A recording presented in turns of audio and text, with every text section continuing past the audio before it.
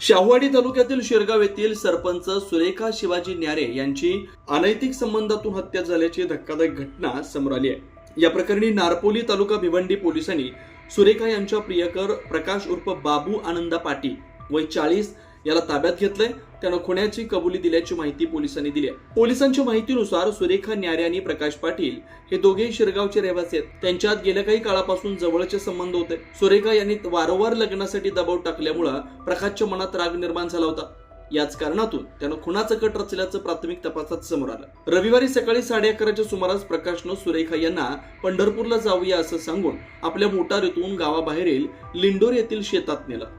त्या ठिकाणी त्याचे जनावरांचं शेड असून तिथंच त्याने सुरेखा यांचा गळा दाबून खून केल्याचं पोलिसांनी सांगितलं।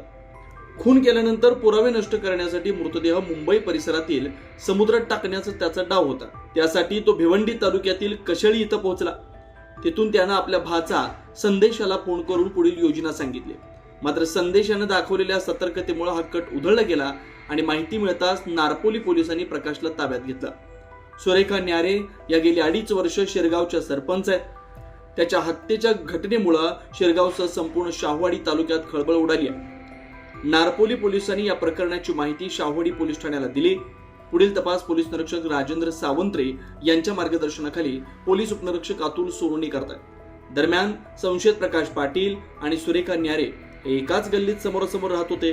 दोन्ही कुटुंबांमध्ये शेतातील कामांमुळे जुने संबंध आणि जवळीक होती। या पार्श्वभूमीवर घडलेल्या हत्येमुळे परिसरात मोठी चर्चा आहे। महासत्ता लाईव्ह साठी शाहूवाडीहून नथुराम डवरी। अशाच ताज्या अपडेटसाठी महासत्ता न्यूजला सबस्क्राईब करा।